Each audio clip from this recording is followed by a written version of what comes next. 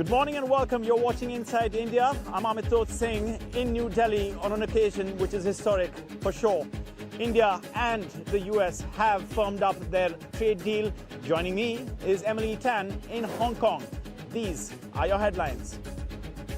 Nifty futures are rallying and the rupee is strengthening after the US and India finally agree to a long-awaited trade deal with the US slashing reciprocal tariffs to 18%. The Australian dollar is strengthening ahead of the RBA decision this hour. The Australian Central Bank widely expected to be an outlier and hike rates as inflation ticks up. Yeah, and I'm here live at the Singapore Air Show. Coming up, we'll be speaking with Indigo CEO Peter Elbers about that mass cancellation event that happened in early December, one which saw the airline taking a hit both to its reputation as well as third quarter earnings.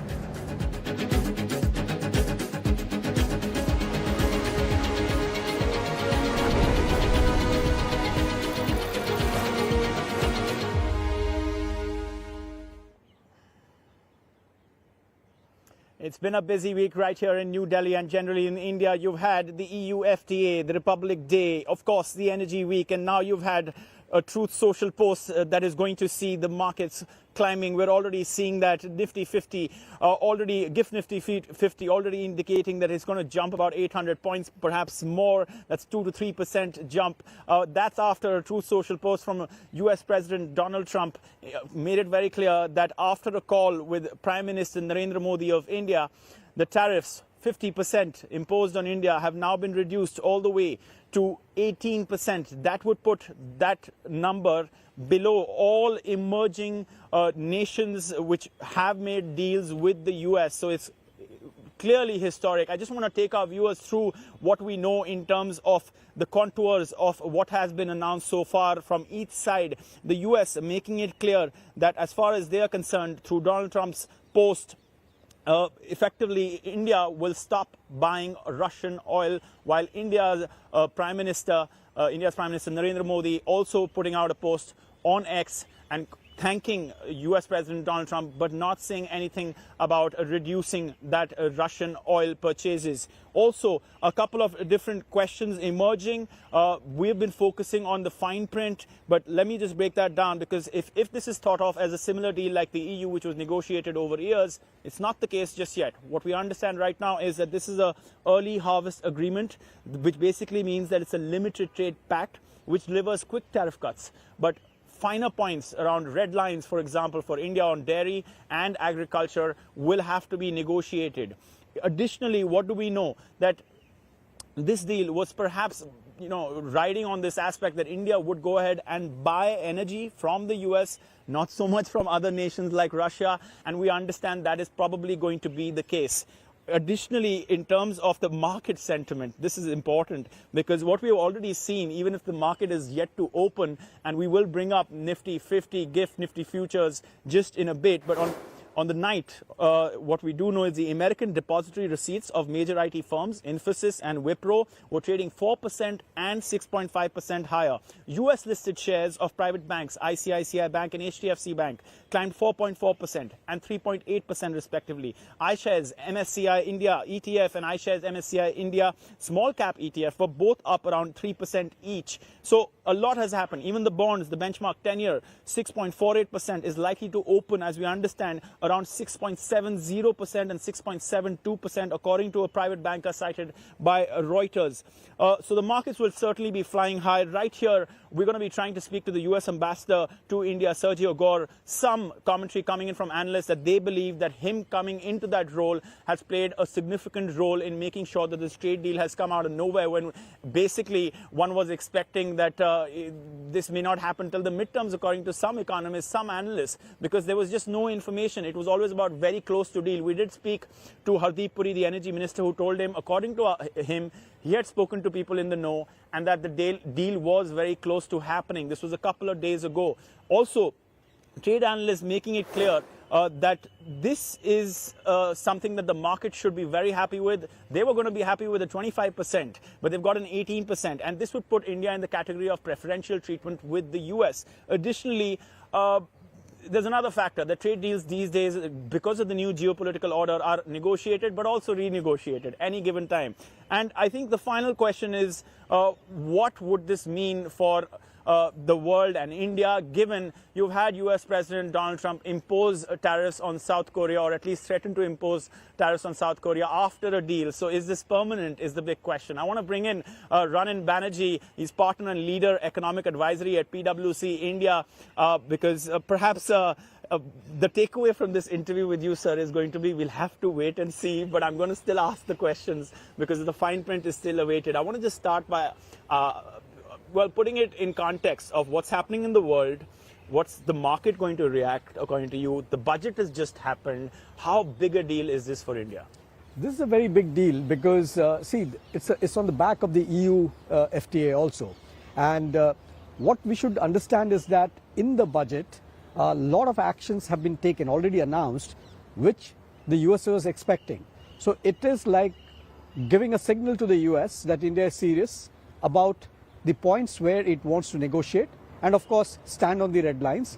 So with that signaling in the budget, and one of the examples of that signaling is the equipment that the contract manufacturing firms bring in here, and that being owned by them and that being not taxed, and therefore that cost not coming. And that was one of the asks from manufacturers like Apple. So I think there are a lot of signals in the budget which have been sent to US that India is serious about the deal, and we see the result that the announcement has happened last night.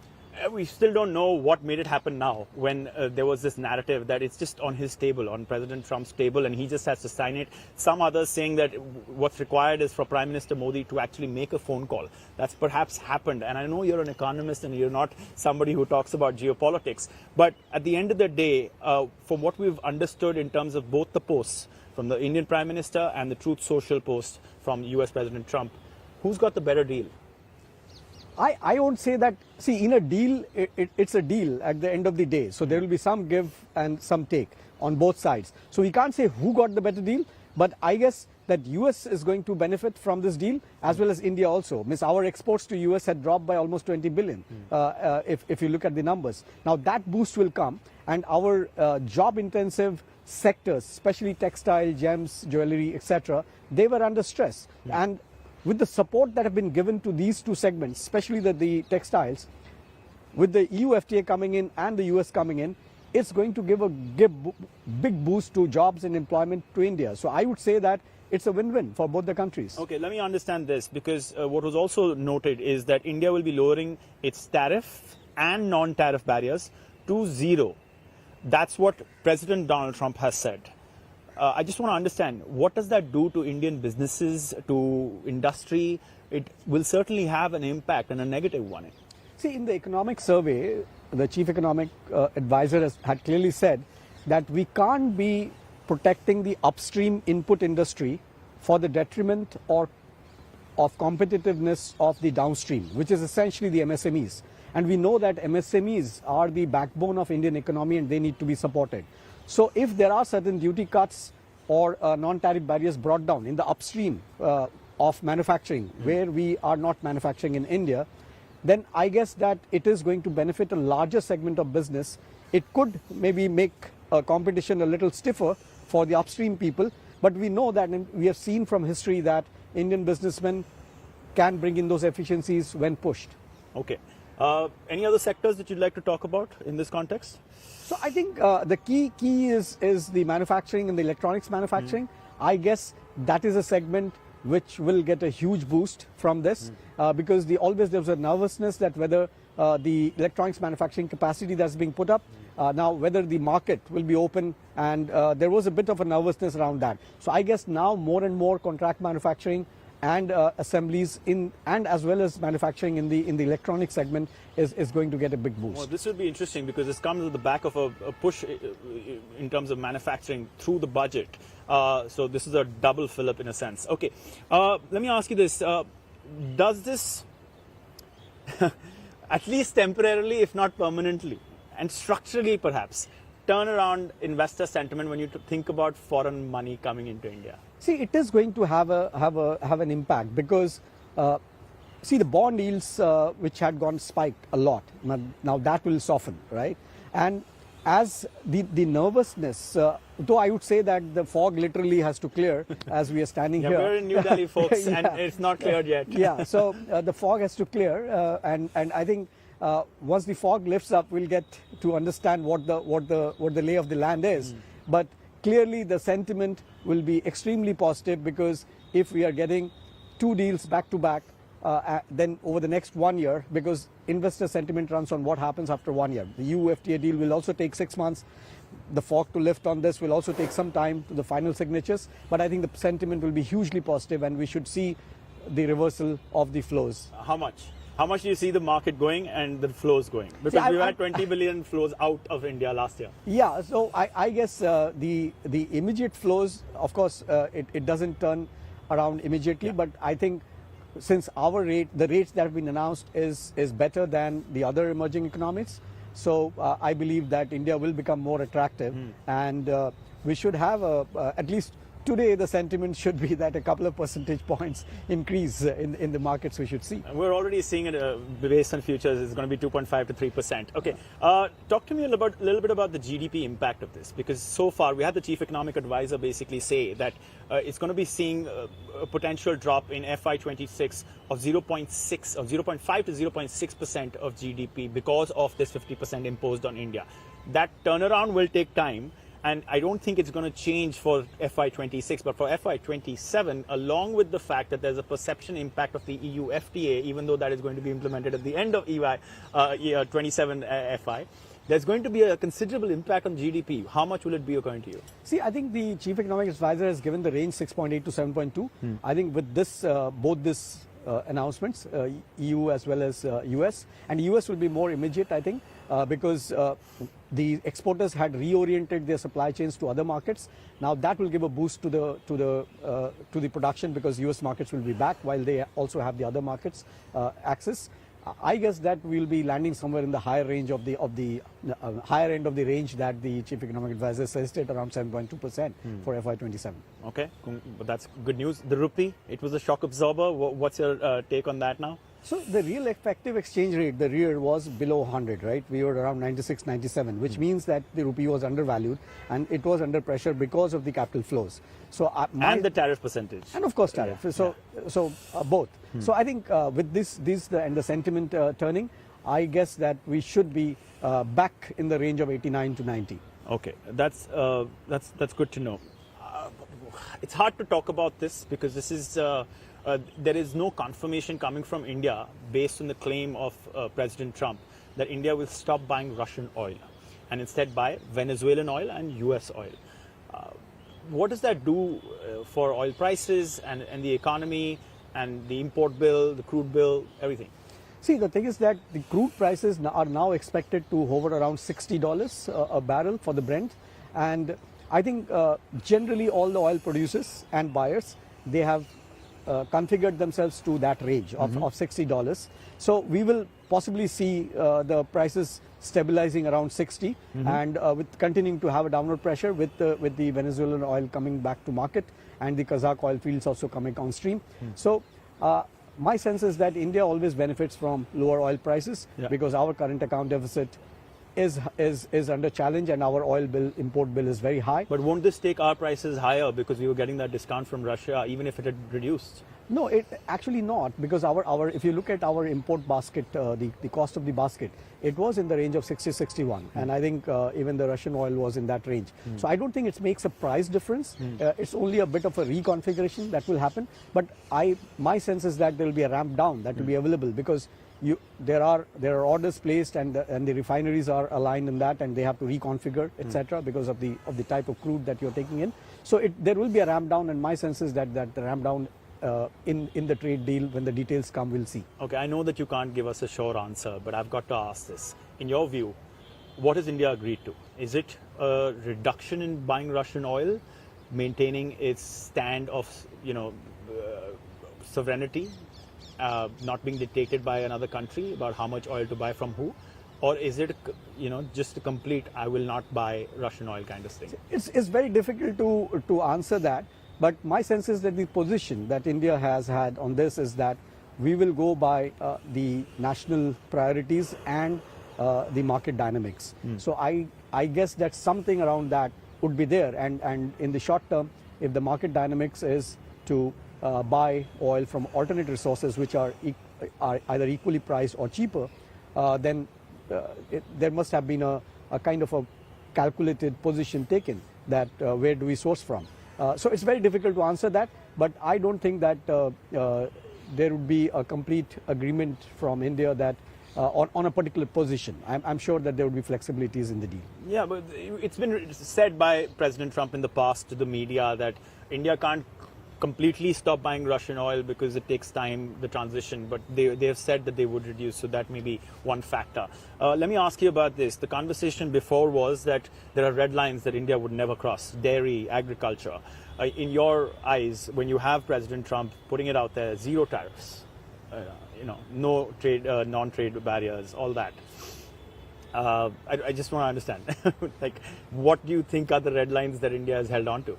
See, I think on the dairy and agriculture, if you have to take cues from the EU FTA, we have had certain positions. Yeah. My sense is that even in this deal, similar position would be there, because if one bloc, a large market bloc, is agreeing to that position, then that would have influenced even in the US one, and the concessions that would be available to EU, similar concessions would be available to US, because we can't have an FTA where we give one territory much better deal than other.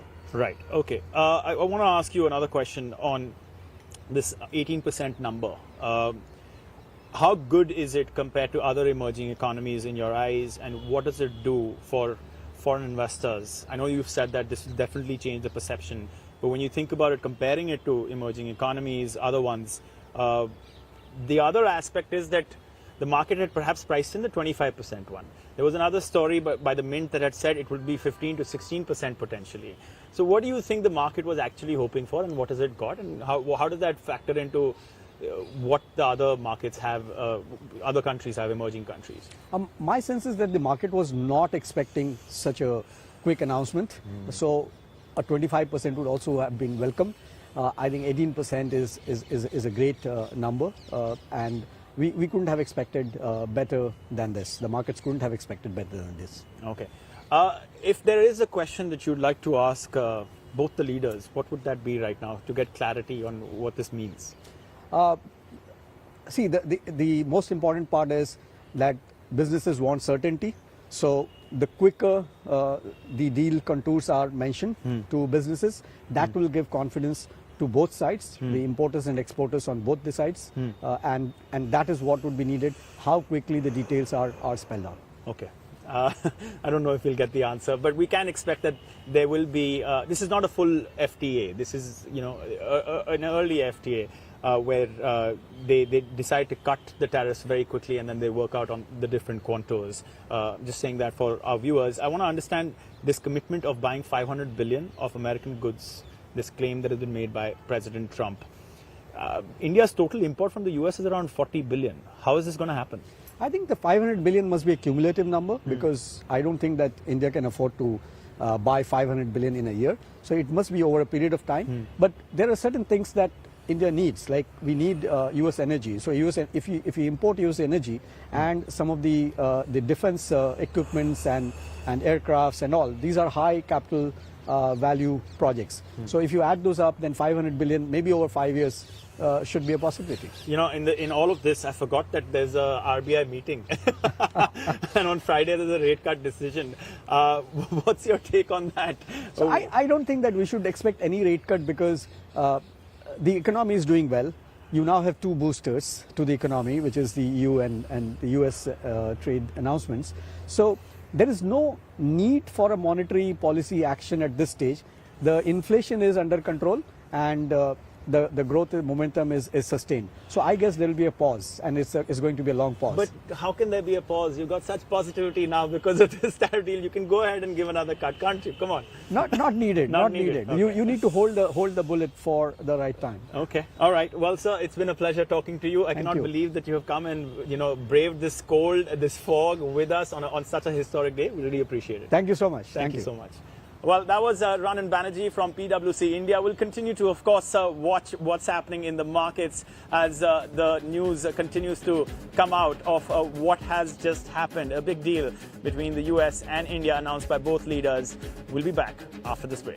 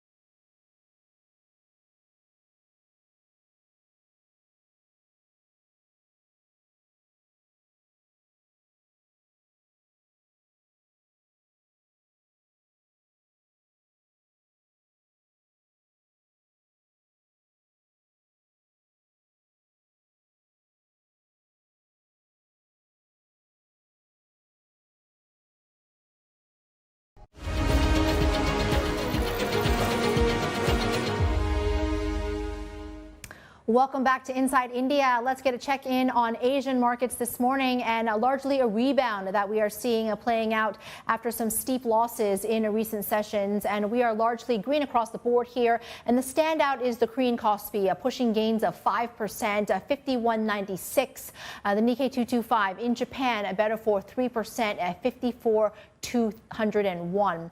We're also looking at gains of more than 1% for the TAIEX, up 1.25%.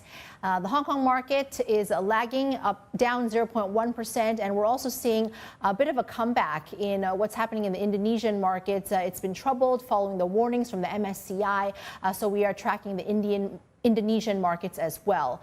We're looking to what's happening in the ASX and the Australian markets because in the next less than 10 minutes, we are waiting for a rate decision to come through, and a hike is expected by 25 basis points to 3.85%. So we will break that as and when it crosses a whole flurry of central bank decisions expected this week. Of course, the RBI included, the ECB, as well as the BOE. So largely traded positive in the session today, the Asian markets. Want to flip the boards and look at the Indian market before we move on. And of course, following the trade pact announced by President Trump together with India, we're still waiting on confirmation here. We're looking at a tariff rate of 18%, down from an earlier 50%. And we're looking at Indian markets to gap up 1.1%. Gift Nifty futures higher by 1.1%. So the market will come online in the next 20 minutes or so. So we will be watching the Nifty 50. Worth checking in on some of the commodities as well, which is where we saw a lot of sell-off playing out yesterday. Gold and silver recovering after sharp losses. Some of that sell-off was due to higher CME margin requirements for precious metal futures, which took effect after the market closed on Monday. We're looking at gold trade at $4,765 and silver at $81.78. Oil prices dropped nearly 5% yesterday on the prospect of a de-escalation between U.S. and Iran. Currently, WTI at $61.80 and Brent down 0.6% at $65.88. Cryptocurrencies also seeing some gains today, though Bitcoin is still below 80,000. Bitcoin last traded at 77,939 and Ether at 2301. The partial U.S. government shutdown is also continuing, and one of the most traded data points, the U.S. non-farm payrolls due this Friday, has now been delayed. Some of the affected departments have started furloughing staff. A House vote on the Department of Homeland Security's budget is expected later on Tuesday, and in a concession to Democrats, federal agents in Minneapolis have committed to wearing body cameras following the incidents of violence in the streets. Here's President Trump at the Oval Office urging a resolution. Well, I spoke with Speaker Johnson, I spoke with Leader Thune, and I think they're pretty close to a resolution. You know, we were at 5.6% GDP, and we lost 1.5 points because of the 42-day shutdown. Think of that. We would have been at 7. Nobody ever saw a number like 7. CNBC's Steve Leisman has a more Warsh and what we can expect from his possible policy inclinations as the next central bank governor. On the key issue of Fed independence, Warsh has been a strong supporter. Says a less active Fed will be more independent from Congress. The risk here, few Trump appointees have acted independently, and concern he could drive rates too low to satisfy the president. On the issue of rate cuts, he says the Fed should be incorporating supply-side gains into policy now. The risk? Gains are temporary, not entirely clear, and offset by tariffs and other policies. Former New York Fed President Bill Dudley telling me over the weekend, we don't know the magnitude or the speed of the productivity gains. It's not something I would make a bet on over the next 6 months. On the issue of the balance sheet, he wants to reduce it, allowing for lower rates. The risk here, calibrating the effect of the balance sheet and rates on markets, the economy, and the reserves demanded by the financial system. Another big area. Warsh says the models have been wrong, partly so, and led to pandemic inflation, among other things. The risk? Unclear what other models he has in mind. Former St. Louis Fed President Jim Bullard telling me he would be more eclectic than Bernanke and Yellen, who both came from the model world, and he thinks that's Warsh does that's a good thing because the models are not that great, and that is a fair criticism. Hard to bet on any of these changes because we don't know the timing Warsh has in mind, the sequencing, or whether he'll muster the consensus of the committee. What is clear, as one observer told me, Warsh is the first Fed chair since Paul Volcker who is unlikely to come into office promising continuity with his predecessors. And on the other side of this break, we'll be back with the Reserve Bank of Australia's decision. The central bank widely expected to hike rates and break away from the global trend of easing. That decision and live analysis after a quick break.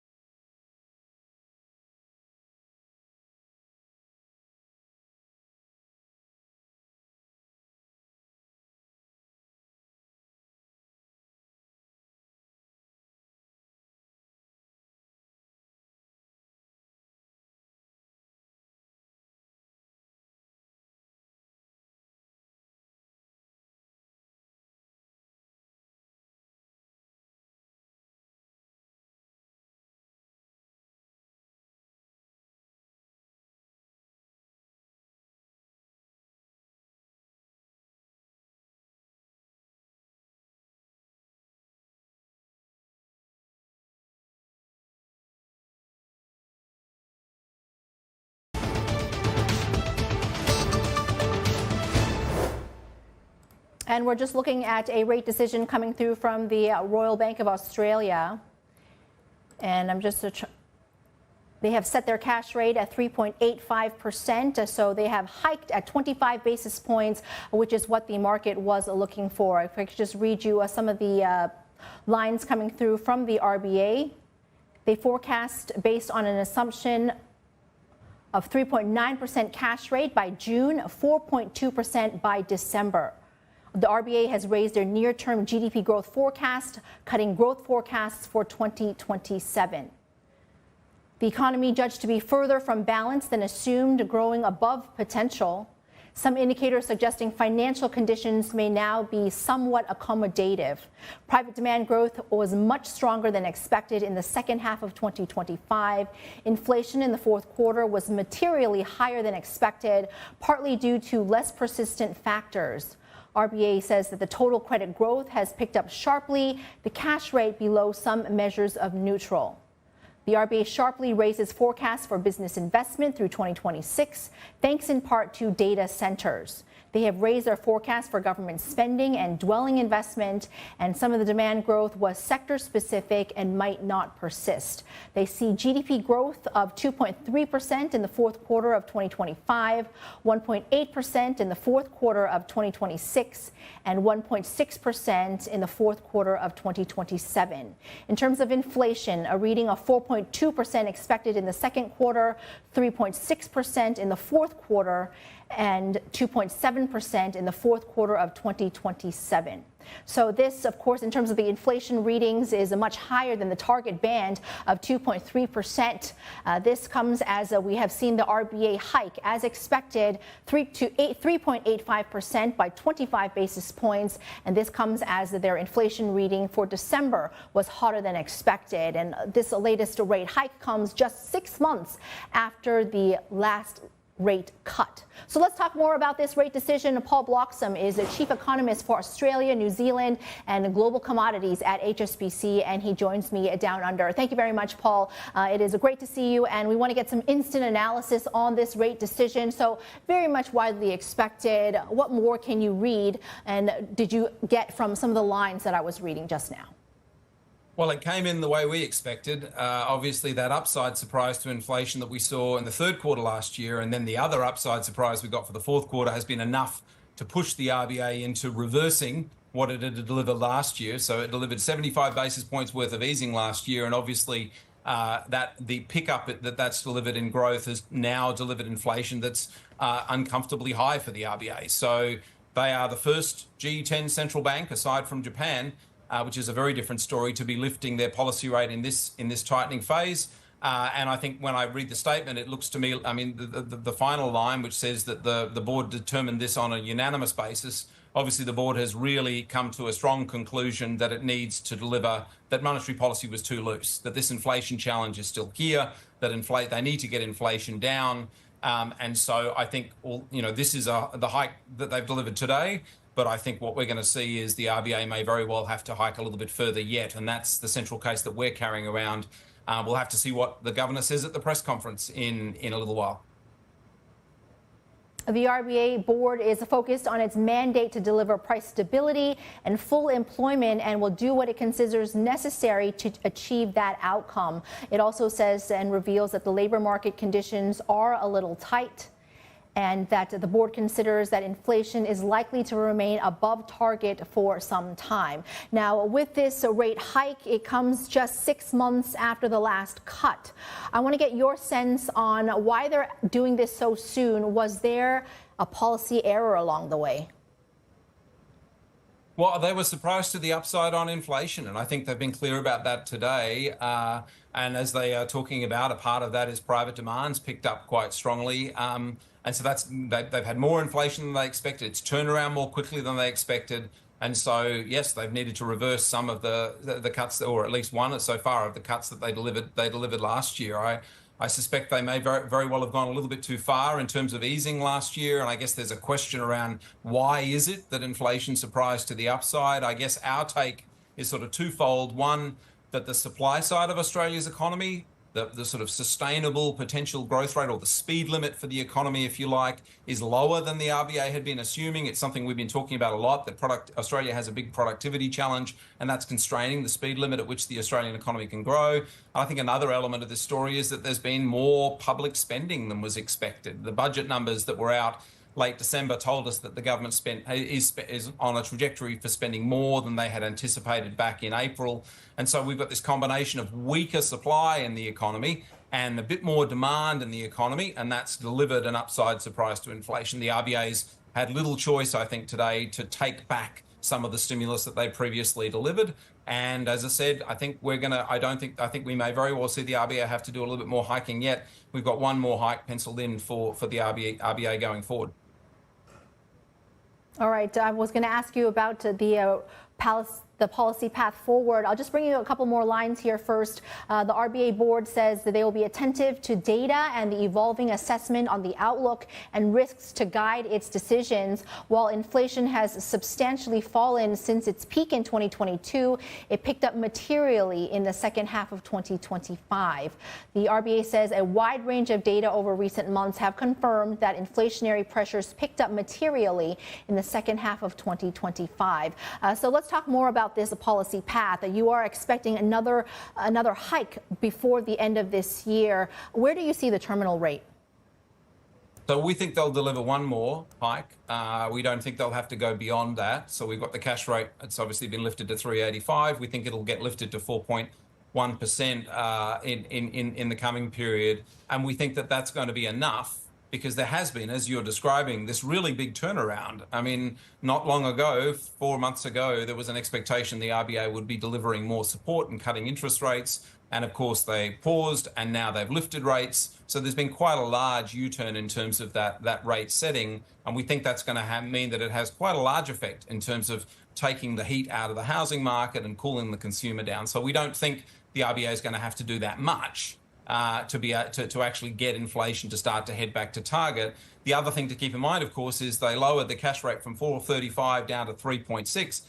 It's still quite elevated at 3.6. We think it's probably a touch below neutral, but now we're moving back into that range of being close to neutral, and we think that will be. So we think it'll actually be quite an effective policy tool with not much of a move. So 2 hikes should be enough, we think, for the RBA to convince themselves that inflation will head back to the midpoint of their target band over time. So let's talk about the higher for longer and what is the impact on various sectors. It's of course positive for banks, but what about the consumption or discretionary stocks? So what does this do to the various industries?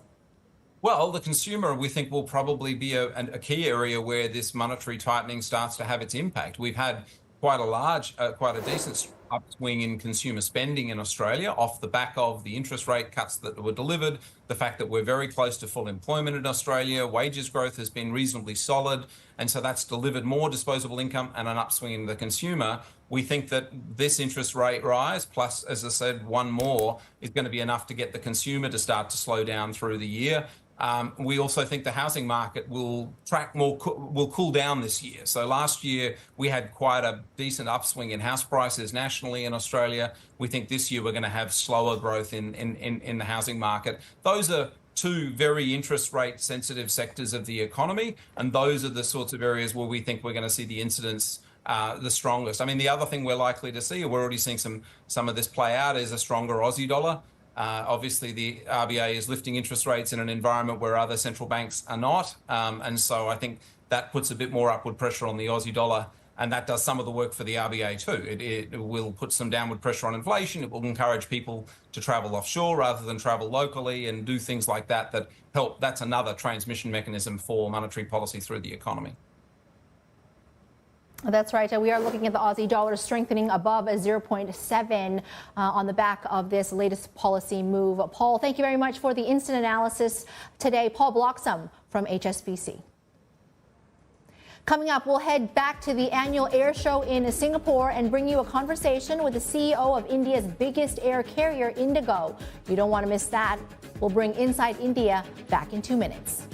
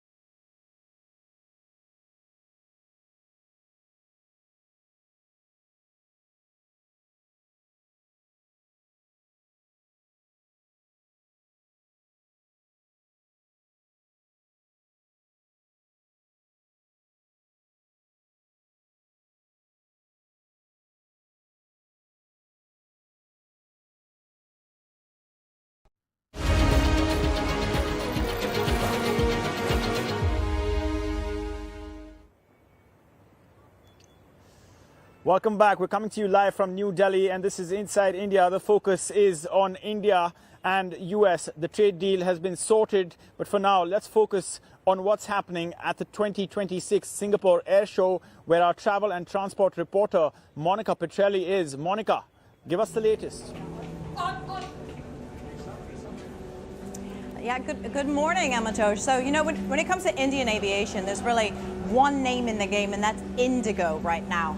Now, we know Indigo has, well, it cracked that secret. It was able to run a profitable airline in India. And why? Well, we see that it's a low-cost carrier that runs an operationally ruthless game, but perhaps slightly too ruthless. We did see some mass cancellations in December, where we saw third quarter earnings taking a toll.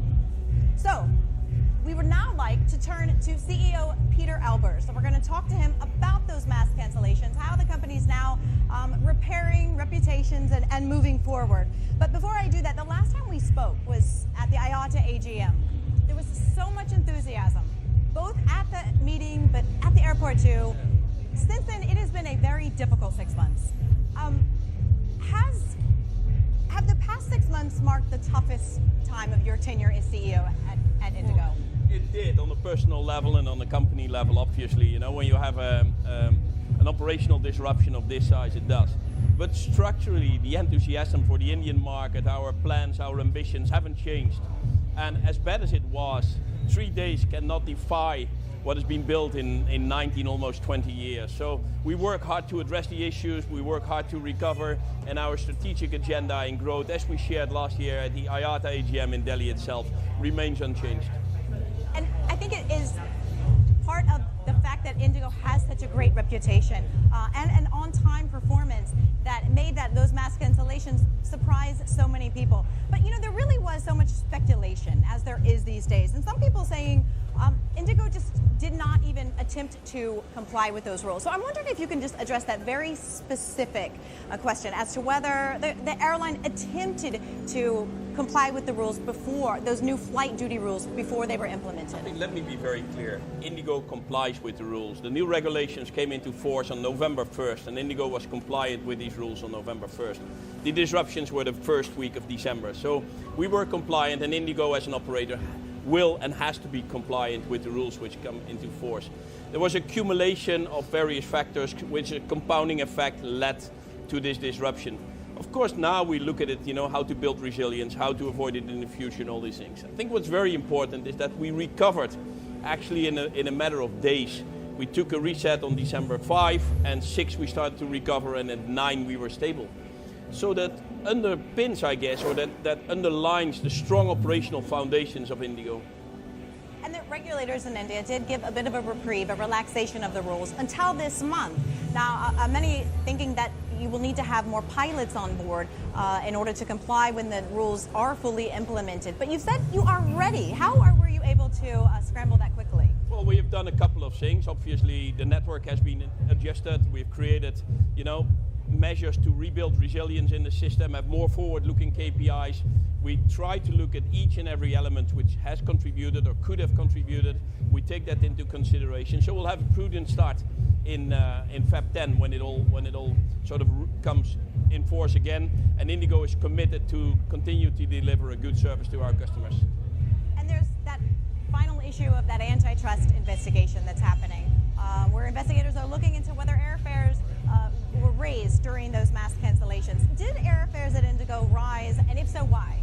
Well, there was a government capping on airfares, so that's a pretty straightforward, you know, observation on that side. And for the rest, I don't think I should go into any of these ongoing, you know, processes. So another issue that we saw was the regulators now clearing space for 3 new airlines. Now, admittedly, that would be more competition for Indigo, but given the potential and given the demand coming on the next couple of decades, do you think that that's the right call? You know, Indigo is focusing, and I'm there only 4 years out of the 19 years, but Indigo is focusing on running a good operation for our customers, for the network, for the country. That is the key foundation of what Indigo is and what Indigo stands for. So we continue to do that. We have an ambitious agenda, move international, move domestic, build our network. And it's for the regulator to have other airlines being done. We focus on running our operation, running a reliable operation, and keep the 4 customer promises for our customers. And there have been reports that Air India is seeking permissions to fly of a rather sensitive area, the autonomous region of Xinjiang in China, as a workaround due to the Pakistan airspace closure. Is Indigo also seeking a similar accommodation? I don't know about what Air India. For us, we started the operation into China, which is very important. So we started flights from both Kolkata and Delhi into Guangzhou. Today we're expanding our network in the region, in Southeast Asia, in Middle East, and very recently we started our flights into Europe with the very new XLR, which we have received. For the very first time, we'll have non-stop flights from Delhi and Mumbai into Athens, Greece. That particular Athens flight, are you having to fly a longer route to avoid Pakistan? Well, that flight is circumventing Pakistan airspace. That's closed for Indian operators, so we circumvent Pakistan airspace. Okay. We saw Europe, the EU, and India signing a trademark deal earlier. Just today, Trump saying a new trade agreement has happened between the US and India. Do you foresee any upside for Indigo or the broader aviation industry as a whole? I think over the last couple of months and actually the last couple of weeks, the EU-India trade deal is a very important milestone. It's been in the works for a long time. Now it is there. It reinforces the position of India as an opportunity, not only as a market, but also as a place where companies produce and invest. And India, I think, has a unique advantage of a young, well-skilled, ambitious population, which in other parts of the world there are challenges in terms of getting enough staff and people. We don't have that challenge in India. We have an abundance of well-trained, well-equipped, and very ambitious pool of talent. And with that, I think that trade deal of today morning will further allow India to move on the trajectory which the government has started, Make in India. And if we talk about expansion, I want to talk about, we know obviously Indigo a big buyer of Airbus, but we see an MOU with Embraer coming in with the Donny defense. Are you in talks with Embraer to possibly incorporate some of these planes into your fleet? Indigo has today perhaps world's largest fleet order, in the world's largest order book rather. So we get a plane in each and every week for the next decade, which indeed is a very Airbus-focused order book. Airbus is a great partner of Indigo for all these many years. And I'll take a habit not to make any speculations on fleet, and I'll better stick to that. Okay. Peter, always good to speak with you. Likewise. Thank you so much. Likewise. Thank you. Here in the sun at the Singapore Air Show. Thank you so much. Thank you. Thank you. That's Peter Albers, CEO of Indigo. We're now going to hear from the Director General of IATA, Willie Walsh, during a conversation that I had with him yesterday at a summit in conjunction with the Singapore Air Show. Take a listen. I still believe India is going to be a fantastic market. I think the opportunity for growth there is enormous. Clearly there have been 2 big issues, the Air India crash and then the Indigo operational challenges. They've both, been very difficult for the industry to deal with, but I think in time these issues will be properly addressed. We await the publication of the final report into the Air India crash, and Indigo has, got their operation back running again. So I think the long-term prospect for India is still incredibly positive. And when you look at the investment the Indian government has made in airport infrastructure, and the airlines are making in terms of new aircraft, and you look at the demographics, the geography, India is going to be a fantastic aviation market for some years to come. We did see sort of the largest airline in the country going head-to-head with the regulators. What did you make of that tussle, if you will? Well, the regulator will always win. So, this change in regulation had a very significant impact on Indigo's crewing arrangements. And I don't know whether it was a case that they underestimated the impact or that they were hoping that the impact wouldn't have been as significant. But clearly somebody got it wrong along the way. And the regulator is very clear. They said they gave notice. People should have been prepared. To their credit, they have suspended the full application of the new regulation to give Indigo time to recover their operations. So, as I say, in time, we'll look back and we'll have a better understanding as to what went wrong and make sure it doesn't happen again. addition to geopolitics and supply chains, I also talked to Walsh about SAF, and he specifically said he's watching for this new regulation coming on board in Singapore later this year. It's a levy, not a mandate like in Europe. And here he said it's a levy to increase production, and that, he said, makes all the difference. It's back to you, Emily. Thank you very much. Monica Petrelli at the Singapore Air Show. A great conversation there. Thank you very much for your reporting. And before I hand things back over to Amitoj for the Indian market open, let's take a quick look at how shares of Indigo's parent Interglobe Aviation are trading. And the stock is up 4.2%, 4,883 last traded. And Amitoj, remember about 2 weeks ago, you were telling me, you know what, I was in Taipei and I got a trade deal, or we were reporting about a U.S. trade deal with Taiwan. And now look at you. You are in India and a trade deal between U.S. and India. So call that magic for the both of us. I don't know how we do it. I think you've got something going on, and I've just followed on your luck. Thanks so much for that, Emily. Indian markets have come online, and boy, has it been a big day. More than 2,200 points gain for Sensex, and Nifty also single biggest day gain.